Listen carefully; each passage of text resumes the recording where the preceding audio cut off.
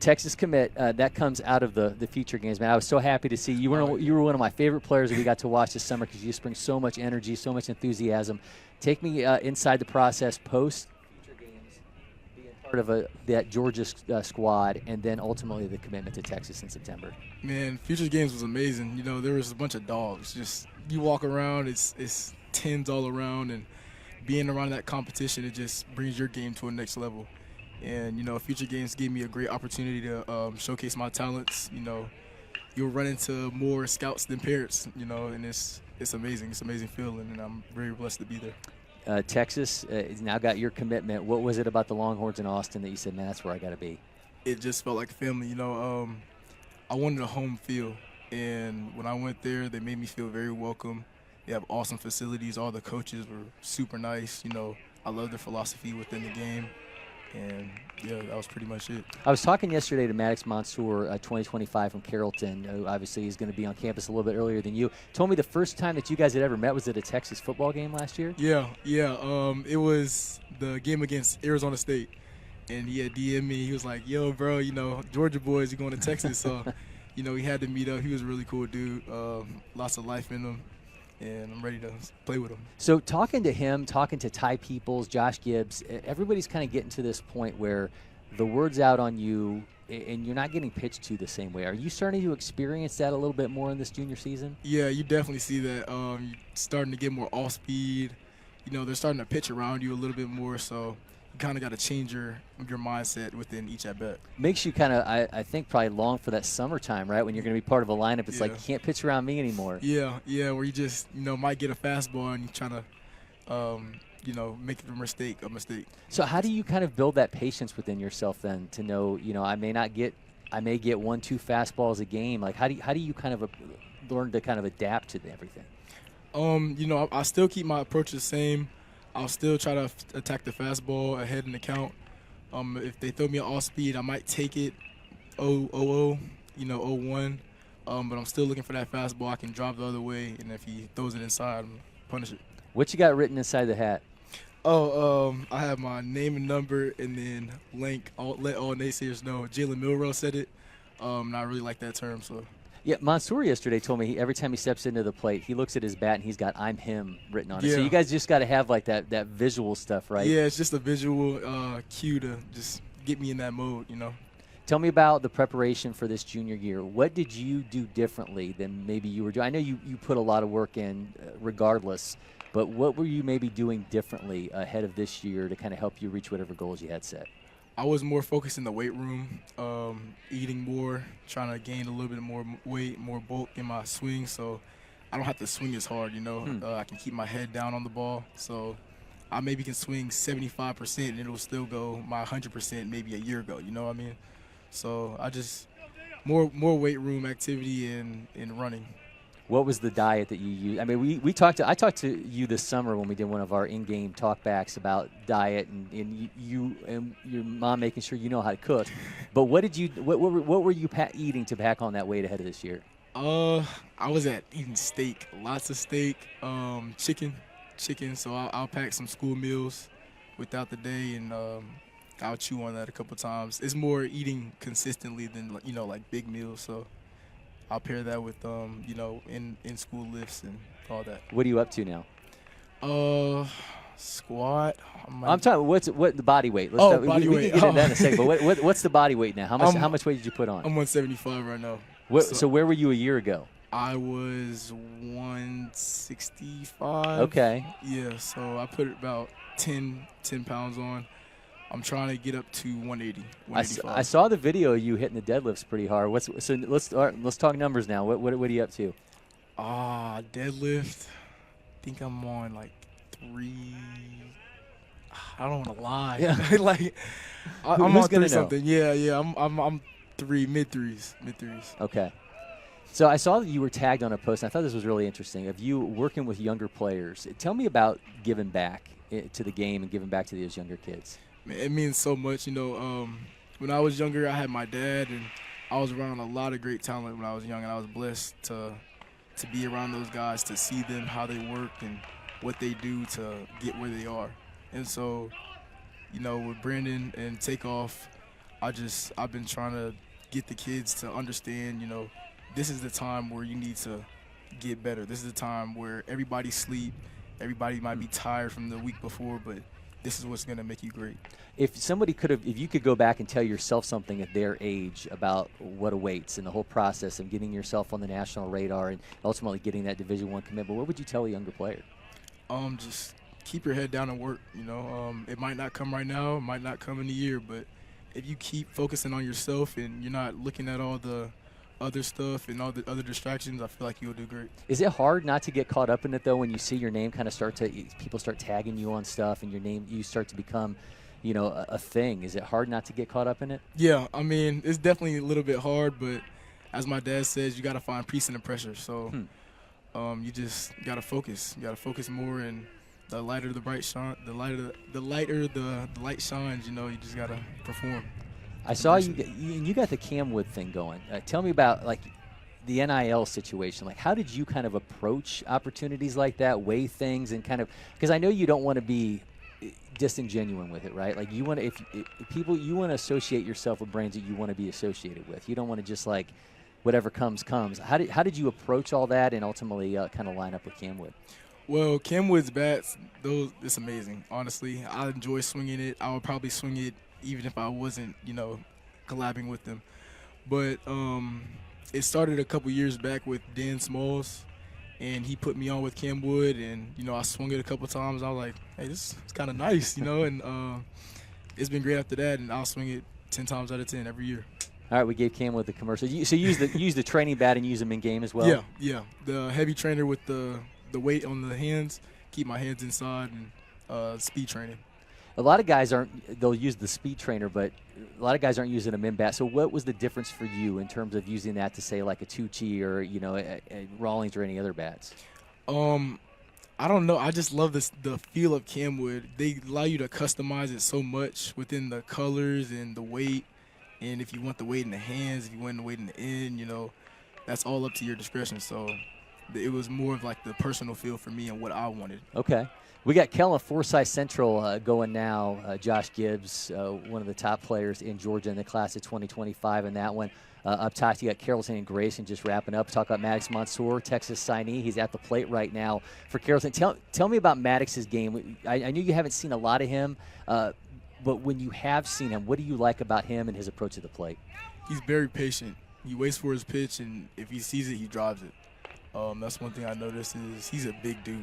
He's a big dude, so he'll correct on a mistake if you throw it. He told me he got the 60 down to a 6.32 yeah, it's recently. Crazy. Yeah. No, it's crazy. To be that buff and he's moving like that, it's freakish. What are you running these days? I'm running like a 6.7. Okay. Could you get down that low? I hope so. You hope so. I better get down to that by senior year. Okay. Senior year. So expectations for you guys this year, what were you kind of setting for Dacula being a leader on this team? He's still obviously a junior, but what were you kind of setting for the expectations for the team and for yourself? For the team, obviously the goal is to win a state championship every year.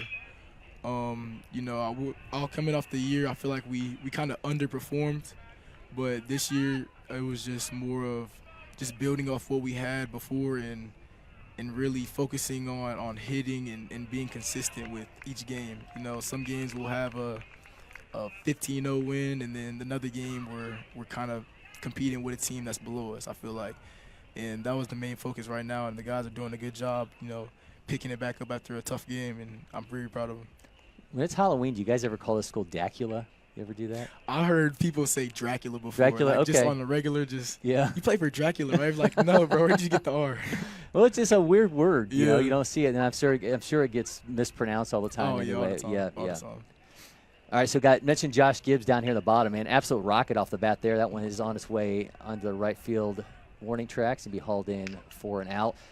What have you seen of Josh Gibbs? Another guy. I mean, you're a taller guy, and you think about Gibbs. He's listed at 5'10". I don't know if that's like real 5'10", because I've been around Josh Gibbs. I don't know if 5'10" is really the height. But what have you seen out of him? He stays in his legs a lot. He might do a lot pre-pitch, but when he gets there, when he gets to his launch position, he's very quiet to the ball, very short, and he'll put it over the trees if you let him. Yeah, he's got some absolute power he generates out of that frame. So I love to know about what a guy does. So we've got you in between games as that one's going into right field for a base hit in there, and that's Grayson's up 4-1 over Carrollton. You got a break in between games. At what point do you kind of start to get yourself ratcheted up for the next one, and what's that process for you to get yourself game ready? Well, of course, whenever the bus comes, but when I step on the field, I just stretch. That's the main thing. You got to stay loose, got to stay limber. You know, a lot of back stuff because my back is always pretty tight in my legs. So that's the main thing I focus on. And then go to short tee, high tee, then front soft, and then, of course, BP. I use the trainer bat to, you know, keep my hands inside, keep it high, short to the ball, and then just let it loose. You got a playlist? You got anything like, what do you so I actually was talking to some guys last year. They said they listen to classical music. Some guys listen to like old school R&B. I mean, everybody's kind of got their own thing. But what's that outside of the work itself? What are those other pieces for you? I listen to chill stuff on the bus. When I'm kind of getting towards the field, I listen to a lot of rap and stuff.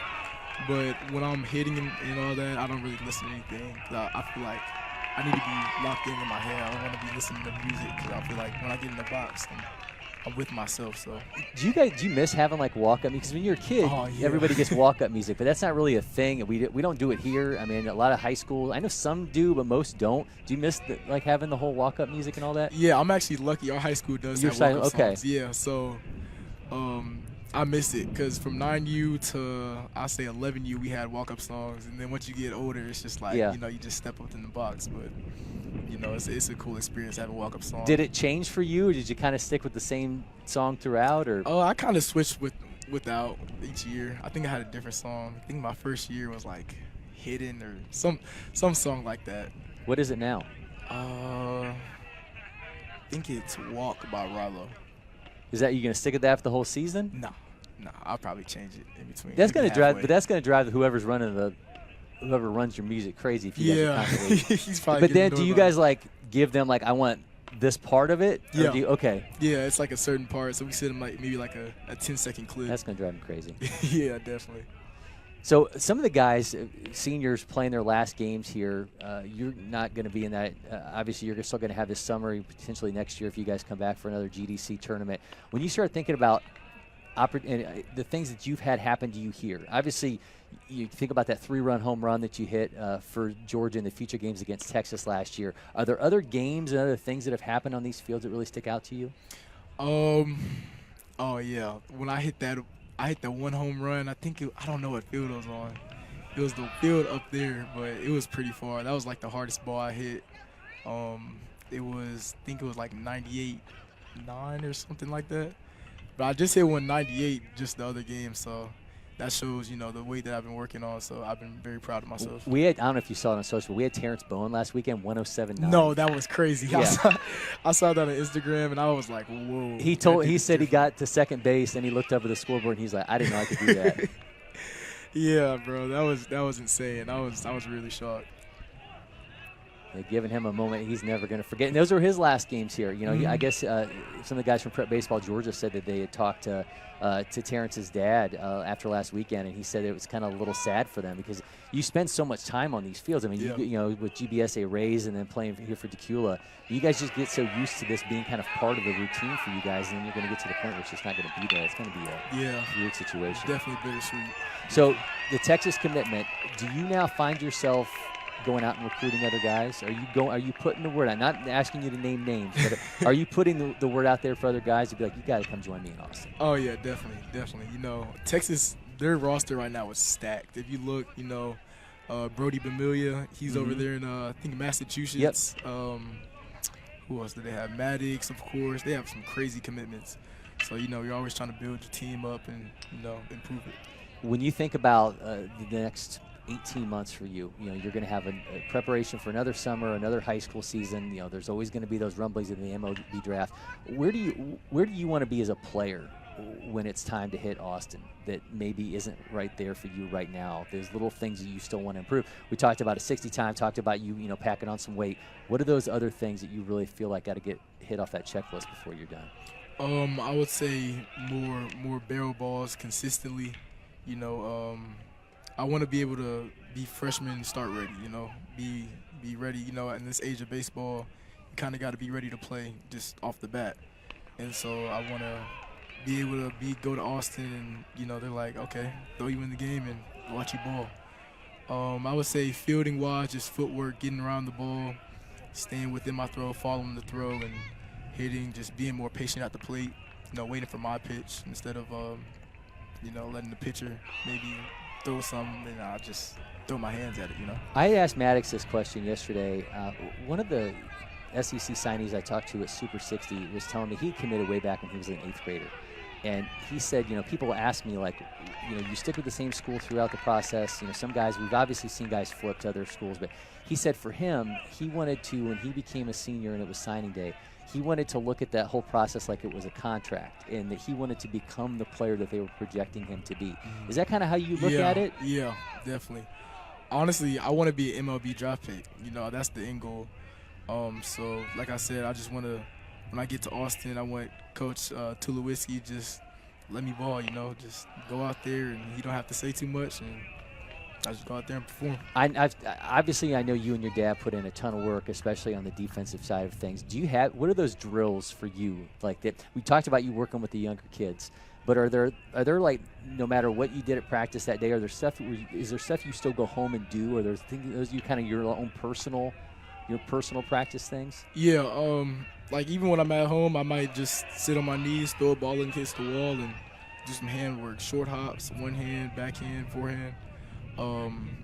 There's another drill. You just set up 3 cones and work around the ball, you know, head down, following your throw after. Just simple stuff like that, you know, the repetitive stuff, you know, boring, but you know, it's necessary. It's necessary. And it's funny you say that, because I think we talked before about, like, when your name pops and people start seeing you on social media and stuff, and the younger guys, I think they see somebody who's like reached a certain level and they just think, okay, that's just going to happen. But I think for you to sit there and be like, no, there's still other work outside of that. I mean, I think it's a huge message for younger players. It's like, yeah, it's not all about you practicing when it's practice time. It's not all about you going out there when it's game time and that being the swings that you get. It really is about, like, what did you do when no one was watching? It's the work when nobody's watching. That's exactly what it is. And your dad's obviously been a huge driving force for you in that. Where else does that work ethic, you think, kind of come from you? Definitely my dad. You know, my parents, to be honest, I'm just trying to get them in the best situation possible so they don't have to work at all. There you go. Just, you know, hey, you need some bread? Okay, cool. Just throw some money. I want to give back to them. They gave me so much, and this is the least I can do. You know, put 100% in this. That's what I'm going to do. Absolutely putting in the work, and, man, so excited for you when I saw that Texas commitment. So, Reiston Durham, you got a game coming up later today against Kell. Best of luck, man. Appreciate you stopping by. I appreciate it.